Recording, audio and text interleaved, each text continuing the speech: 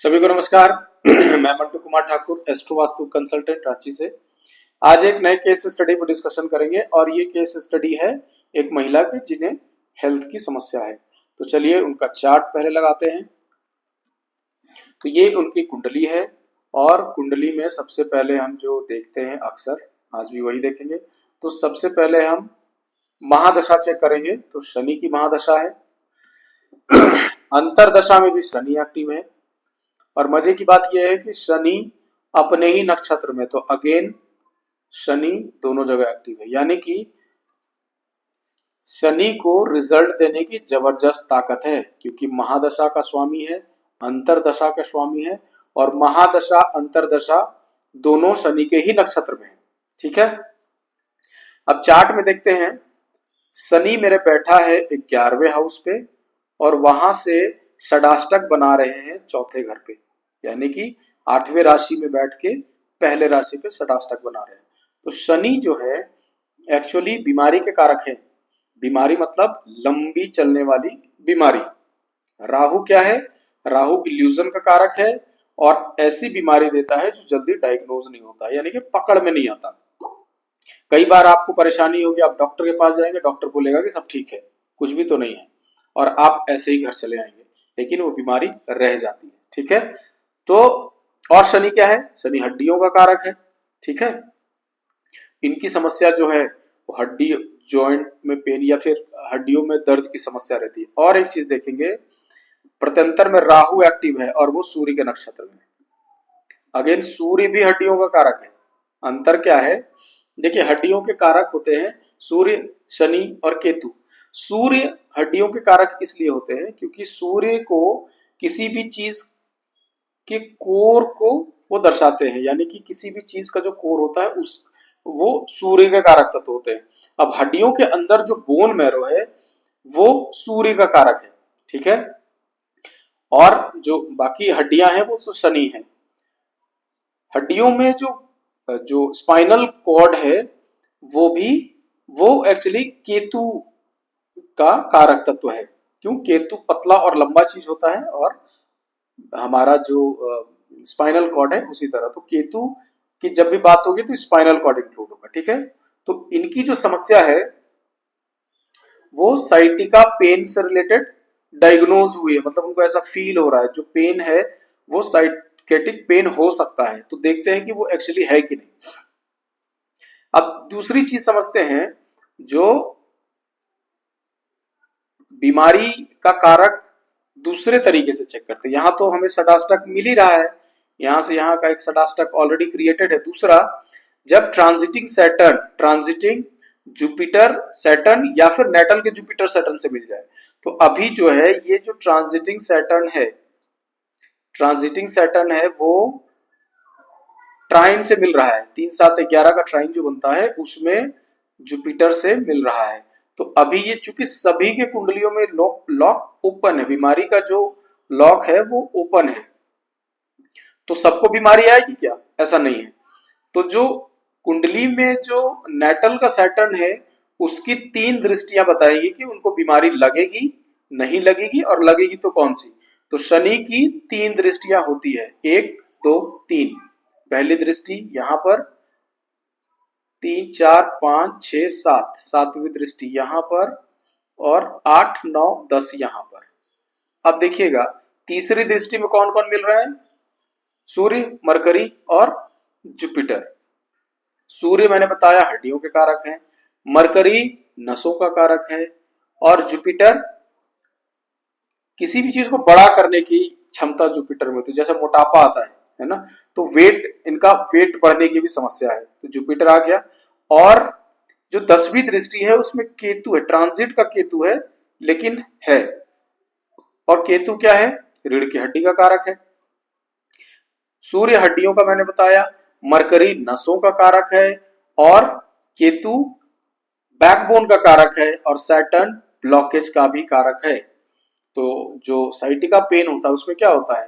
Spinal cord में कोई नस दब जाती है जिसके वजह से ब्लॉकेज क्रिएट होता है और बीमारी आती है। समझ रहे हैं? तो नस मरकरी, केतु मेरुदंड, शनि ब्लॉकेज, तो सारी चीजें एज इट इज हैं। और साथ में जो वेट का बढ़ना, उसके लिए जुपिटर ऑलरेडी इन्वॉल्व है, ठीक है। तो उनकी ये बीमारी हमें दिख रही है। और राहु साथ में है। कई बार क्या होता है, राहु फ्लक्चुएशन वाली बीमारियां देता है ना, पता ही नहीं चलेगा हो क्या रहा है, लेकिन बीमारी है। कभी बीपी बढ़ गया, कभी कम हो गया, कभी चक्कर आ गया, कभी कुछ हो गया, तो ऐसे फ्लक्चुएशन वो देता रहता है, ठीक है।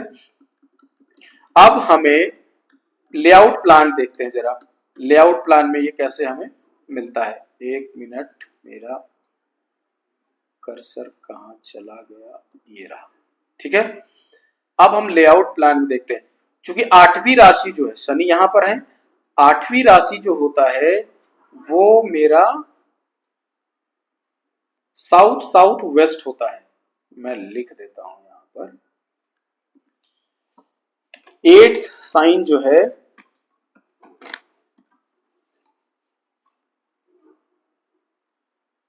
वो साउथ साउथ वेस्ट है। ये क्या आ रहा है सर, ये कलर चूज करना पड़ेगा मुझे, रेड, तब ये समझ में आएगा, ठीक है। अब हम करते हैं टाइप, सॉरी, देखिए क्या होगा भाई, एट्थ साइन जो है वो साउथ साउथ वेस्ट है।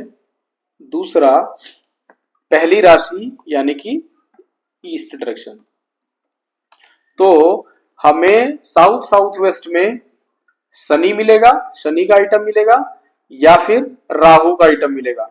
उसी तरह दोनों डायरेक्शन में दोनों प्लैनेट्स हो सकते हैं, तभी शटास्टक क्रिएट होता है। तो चलिए लेआउट प्लान देखते हैं जल्दी से।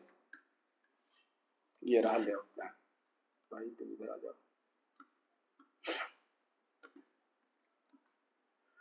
चलिए, हमें जरूरत है साउथ साउथ वेस्ट की, ठीक है।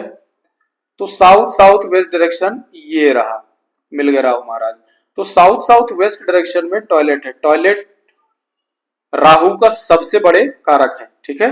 तो टॉयलेट अवेलेबल हो मिल गया यहां पर। दूसरा, ईस्ट डायरेक्शन, ईस्ट डायरेक्शन क्या है, ये मेरा ईस्टर्न डायरेक्शन है, ये, ठीक है। ईस्ट डायरेक्शन में राहु मिले या शनि मिले, ठीक है। तो ईस्ट जो है मेरा, ये यहां आएगा, यहां तक नहीं आएगा, ये नहीं है, ठीक है। It is not east. तो ईस्ट वाले डायरेक्शन में हमें शनि का आइटम, तो यहां पर छज्जा बना हुआ है जिसमें कबोर्ड है, और उसमें कुछ सामान जरूर पड़े हुए हैं, है ना। शनि स्टोरेज का कारक है और राहु क्लटर का कारक है। और यहाँ पर मशीनरी जो होता है वो भी शनि होता है। तो यहाँ पर कुछ मशीनरीज, शायद एयर ड्रायर वगैरह पड़ा हुआ है, और ये मतलब एक स्टोरेज है जो काफी समय से इसकी सफाई भी नहीं हुई। तो क्या होगा, ये राहु भी आ गया और शनि भी आ गया, तो मुझे दोनों जगहों पर दोनों चीजें मिल गई। अब क्या कर सकते हैं, या तो इन दोनों को हटाया जाए। राहु, अब देखिए टॉयलेट को तो हम यहां से नहीं हटा सकते ना, टॉयलेट तो बना हुआ है। तो हम देखेंगे, ये मेरा कर्सर कहां चला गया,